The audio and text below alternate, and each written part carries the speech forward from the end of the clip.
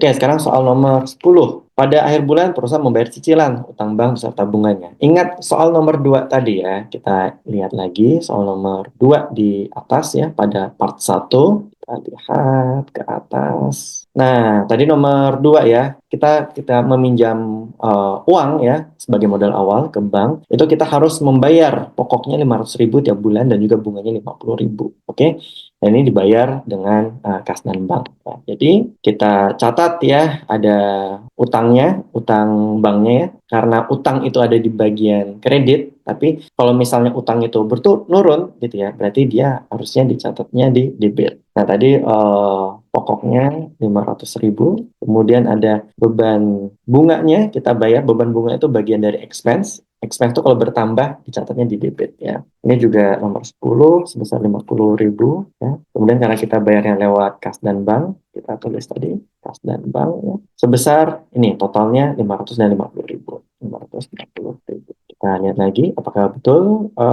Oke, pokoknya 500.000 dan bunganya 50.000. Kita balik lagi ke bagian modeling akuntansinya. Oke, kas dan banknya ini ada uang keluar ya di referensi nomor 10, 550.000. Dan ini pengaruh ke kredit di general ledger-nya jadi 15.050.000 sehingga saldonya sisa 6.950.000. Karena tadi kita mengurangi utang banknya ya sebesar 500.000 yang awalnya 3 juta. Kemudian ada beban bunga ya di sini sebesar 50.000. Kita lihat juga di sini ada bagian pendanaan keluar ya untuk membayar repayment ya utang tadi termasuk dengan bunganya. Nah, sekarang kita masuk ke soal nomor 11 ya. Di bagian sini e-booknya balik lagi ke bagian kedua tadi. Oke, masih ke bawah nomor 11. Nah, karena sudah masuk bulan baru, maka ada aktivitas ekonomi yang perlu dicatat oleh perusahaan. Apakah itu? Ya, perusahaan sudah bayar uang sewa toko untuk 6 bulan ke depan ya, 6 bulan ke depan, sehingga yang tadinya dicatat di biaya dibayar di muka sebesar 6 juta itu setiap bulannya harus kita accrual,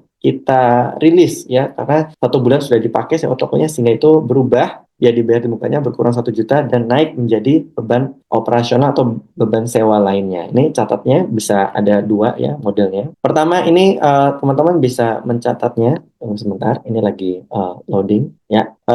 Teman-teman bisa mencatat beban lainnya karena biasanya beberapa laporan keuangan perusahaan itu ada dicatat beban sewa, karena ini nggak ada ditulis beban sewa, bisa dicatat sebagai beban lainnya ataupun beban operasional kalau dia itu memang tidak memiliki pabrik dan hanya si toko ini satu-satunya tempat dia berjualan. Ya, beban operasional ini tadi awalnya 6 juta untuk 6 bulan, berarti setiap bulannya itu 1 juta bebannya. Nah, kita tulis ya, karena beban ini expense dan dia bertambah ada di aset, ada di expense, dan itu kalau bertambah dia dicatatnya di debit. Dan sedangkan ini tadi awalnya dicatatnya di biaya dibayar di muka ya, yang awalnya 6 juta, dia berkurang 1 juta, 1 juta setiap bulannya. Nah, ini berkurang, dia tadi awalnya di aset, tapi karena berkurang 1 juta, maka dicatatnya di kredit. Nah, ini beban operasionalnya bisa kita lihat ya, ini beban operasional. Awalnya tadi ada 1 juta ya di soal nomor 7, dan sekarang di soal nomor 11 ya, ada juga pengeluaran operasional sebesar 1 juta. Di sini bisa kita lihat beban operasionalnya di general ledger 2 juta, sehingga bisa kita lihat ini impact-nya adalah ke bagian income statement, yaitu bagian beban operasional sebesar 2 juta. Kalaupun tadi misalnya di bagian beban lainnya 1 juta, ini juga nanti secara total biaya juga akan tetap menjadi 4,5 juta. Sehingga laba bersihnya ini in short sebesar 450.000 ya, dari total pendapatan tadi 10 juta ya, dikurangin HPP 5 juta sehingga laba kotornya 5 juta, kemudian dikurangin oleh beban total biaya ini, laba operasionalnya jadi 500.000 ya. 5 juta dikurangin 4.500.000 sehingga laba operasionalnya 500.000. Kemudian dikurangin oleh biaya lainnya termasuk ada biaya bunga tadi ya, sehingga laba bersihnya 450.000, dan ini pengaruhnya ke bagian laba ditahan. Sehingga total debit dan kredit atau persamaan akuntansi total aset dengan total utang dan modal itu sama-sama 17.950.000. Nah, sekarang kita masuk ke soal terakhir ya, nomor 12. Ini tentang depresiasi ya. Perusahaan tadi udah berjalan bulan, 1 tahun periode akuntansi, dan kemudian ada satu aktivitas ekonomi yang perlu dicatat jurnalnya, yaitu depresiasi aset tetap. Let's say ya, kita tadi balik lagi ke part 1 soal nomor 5 saat pembelian aset tetap. Mesin yang dibeli perusahaan sebesar 5 juta tadi kategorinya aset tetap dan menggunakan depresiasi garis lurus selama 2 tahun. Artinya 5 juta ini setiap tahunnya itu akan didepresiasi sebesar ini sebetulnya 5 juta dikurangi 1 juta dulu nilai residu, sisanya 4 juta ya netnya. 4 juta ini dibagi 2 tahun, berarti setiap tahunnya itu depresiasi sebesar 2 juta. Oke. Nah, ini kita masukin beban depresiasi ya. Karena beban depresiasi ini bagian dari expense dan jika dia bertambah maka dicatatnya di debit. Nah, lawannya itu adalah akumulasi depresiasi. Dan akumulasi depresiasi ini adalah bagian dari aset. Tapi karena dia turun, makanya dia dicatatnya di kredit. Ya, kita bisa langsung ini aja.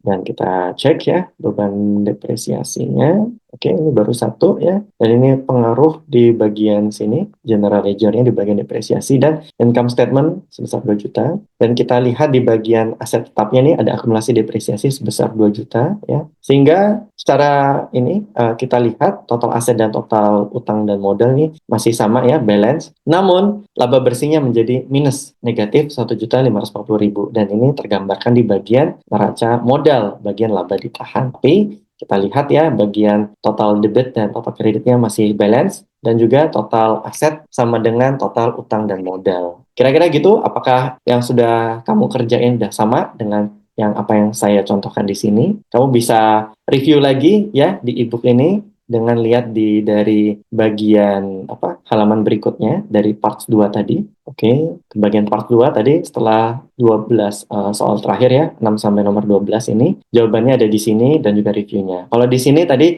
saya ingin memperlihatkan ya bagian beban dibayar di muka itu contohnya adalah dipasangkan dengan beban lainnya. Tapi ini mana aja betul mau pakai beban lainnya ataupun beban operasional. Oke, terima kasih sudah latihan akuntansi dan melihat efeknya ke 3 laporan keuangan. Semoga bermanfaat dan banyakin latihan ya. Semoga bisa lebih catch up dengan nanti di modul inti yaitu bagian this evaluation. Oke, see you. Bye bye.